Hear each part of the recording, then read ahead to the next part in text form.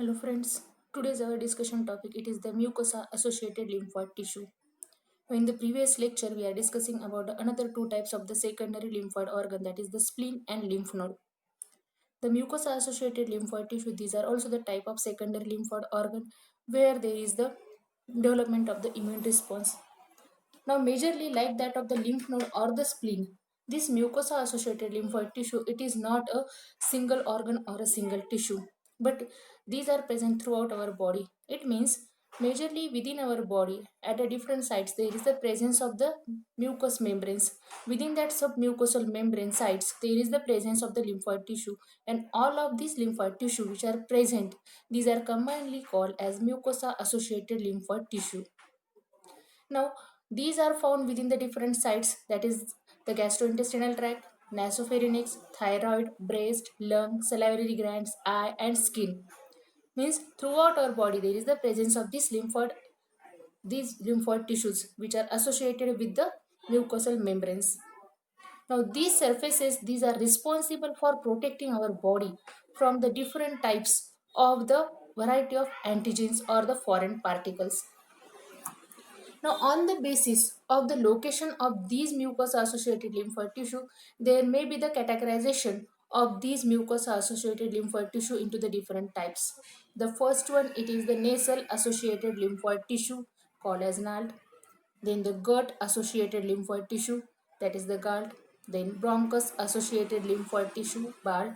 And the lymphoid tissue which are associated with the genitourinary system. Now we are switch over to the discussing about the structure of these mucosa associated lymphoid tissue. Now, as these mucosa associated lymphoid tissue, these are present throughout our body. That is, these are the GALT, BALT, that is gut associated or the nasal associated lymphoid tissue. Majorly, all of these are having some specific similarities within their structures. These similarities, these are including, they are containing the follicles, interfollicular regions, subepithelial dome regions, and the follicle associated epithelium. The mucosa of the digestive tract or the respiratory tract or the urinary tract, these are containing the small aggregations of the lymphocyte. Now, these small aggregations of the lymphocytes, these are called as an lymphoid follicles. Now, within the tonsils, Pierce patches, and the appendix, which are also the mucosa associated lymphoid tissues. These lymphoid follicles, these are larger within the size. Within the Pierce patches, mostly these are containing the T cells.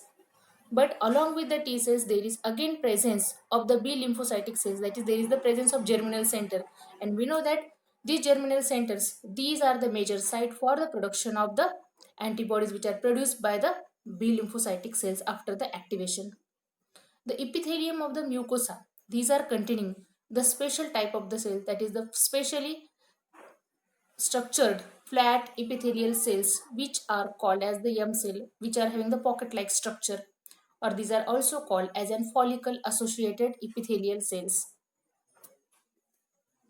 Now, these specialized cells, these are preferentially present within this mucosa associated lymphoid tissue for the purpose of carrying the gut antigens which are entering within the gut lumen and pass them on to the antigen presenting cells like that of the macrophage cells which are present within the mucosa associated lymphoid tissue and other lymphocyte of the mucosa associated lymphoid tissues. Now, the diffused B lymphocytes within the gut, these are react with these microorganisms or the foreign particles that cross the mucosa, and they make the secretory type of antibodies, including the IgA type of the antibodies. And these antibodies, these are secreted directly onto the gut lumen. Means these antibodies help to prevent the microorganisms in the gut from sticking to the gut epithelium, and also responsible for neutralizing the effect of toxins and viruses. Means these are responsible for the virus and toxin neutralization. Now, here the structure of the mucosa associated lymphoid tissue. Here there is the presence of the Pierce patches, lamina propria. these are here present. Then the here pocket like structure having the M cells which are acts as an transporter cells and responsible for transporting the antigen towards the antigen presenting cells. And then these antigen presenting cells, these are represent the antigen towards the lymphocytic cells. Then along with that the epithelium it is also present. Then the cadherin, like different structures, means these it is the processing pathway for the antigen.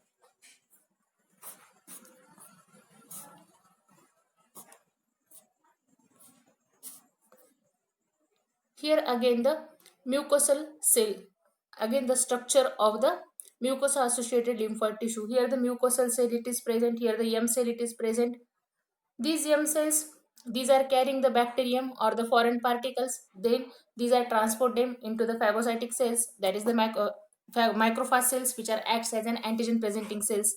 In turn to that, these macrophage cells, these are representing this antigen towards the T lymphocytic cell.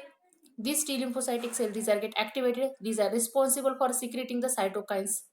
In return to that, these cytokines, these are activating the B lymphocytic cell, and after activation, these B lymphocytic cells, these are responsible for secreting the IgA type of the antibodies.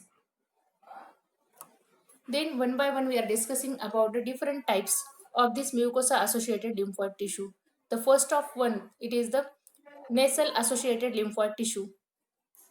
Now those of the immune cells which are present underlying that of the throat and nasal passages, that is specifically the tonsils, these are grouped under this nasal associated lymphoid tissue. These are having the structural similarity to that of the lymph nodes, but these are not carrying the capsule and the lymphatics. These are preferentially contains the follicles which are containing the B cells which are surrounded by the T lymphocytic cells. These are also containing the secondary follicles with the germinal centers, that is which are actively secreting the antibodies after activation. The antigens and the foreign particles, these are trapped within the deep crypts of their lymphoepithelium, from where they are transported to the lymphoid follicles. Now the tonsils, these are the main type of the nasal associated lymphoid tissue. These tonsils, these are nothing but these are present, located on or the present on each side of the back of your throat, and they are functions as an defense mechanism which are preventing the body from any type of the infection. Now there are the three different types of the tonsils. The first one it is the pharyngeal tonsil, which are also called as an adenoid or the nasopharyngeal tonsil, which are nothing but the mass of lymphatic tissue which is situated back to that of the nasal cavity or posterior to that of the nasal cavity. The second one it is the palatine tonsil, which are again the pair of soft tissue masses which are located rear of the throat or the pharynx. The third one it is the lingual tonsil, which are the collection of lymphatic tissue located within the lamina propria of the root of the tongue. Here the picture of the different types of the tonsils, that is the pharyngeal tonsil, palatine tonsil and the lingual tonsil. The second type of the mucosa associated lymphoid tissue it is the gut associated lymphoid tissue, which are preferentially made up of the epithelium, antigen presenting cells and the intraepithelial lymphocytes. Now, these intraepithelial lymphocytes, these are also called as the IEL. Now, preferentially, these lymphocytic cells, these are present only within the epithelium. Due to that, the name it is the intraepithelial lymphocytic cells. And preferentially within our body, these are only present within the mucosa-associated lymphoid tissue. These are present at the specific areas within the digestive tract, that is the Pierce patches. Again, here also within this there is the presence of the M cells which sample the antigen from the lumen and deliver it to the lymphoid tissue through the antigen presenting cells. Now the third type it is the bronchus associated lymphoid tissue. Now this bronchus associated lymphoid tissue, it is structurally similar to that of the Pierce patches. It is composed mainly of aggregates of the lymphocytes organized into the follicles that are found in all lobes of the lung and along the main bronchi. The majority of the lymphocytes in the follicles, these are the B cells. The antigen sampling, it is also carried out again by the M cells. Now we are switch over to the main topic, that is the functions of this mucosa associated lymphoid tissue. So like that of the other type of the secondary lymphoid organ, this mucosa associated lymphoid tissue, these are also the secondary lymphoid organs. So preferentially these are responsible for developing the immune responses. Again, these are initiating these immune responses to the specific antigens which are encountered along the mucosal surfaces, because these are the main entry site for the entry of the different foreign particles, that is either through the oral route, through the nasal route, through the digestive tract. Different organisms or different foreign particles, these are entered within our body. So these are responsible for resisting the entry of these foreign particle or restrict their growth at that site. The diffuse lymphoid tissue along all mucosal surfaces, these are the sites of IgA transport across the mucosal epithelium. The primary role of the gut associated lymphoid tissue, it is to protect the body against the microbes which are entering the body via the intestinal tract. Now the specialized cells which are present or situated within the mucosa associated lymphoid tissue, that is the M cells, these are responsible for transporting the antigens towards the antigen presenting cell, that is the macrophage cells, and then these are responsible for activation of the lymphoid cells. Again, these lymphoid cells, activated lymphoid cells, these are transported to the other mucosa associated lymphoid tissue sites, including the lactating mammary gland, respiratory or genitourinary tracts, and protects all of these surfaces from the invasion by the same type of the microorganisms. Now the location of nasal or the bronchus associated lymphoid tissue in the airway, these are suggesting that majorly these lymphoid tissues, these are responsible for inhibiting or preventing the airborne entry of airborne microbes within our body. These mucosa associated lymphoid tissues comprise the mucosal immune system and can be functions independently of the systemic immune system and plays an important role within the immunity or development of immune response. So it is all over information about the mucosa associated lymphoid tissue. Within that, again there is the one type it is present, that is called as the cutaneous associated lymphoid tissue, which is also grouped under this. Majorly this cutaneous associated lymphoid tissue, it is related with the skin. Within our skin, the lymphoid tissues which are associated with the mucous membrane, these are called as then cutaneous associated lymphoid tissue.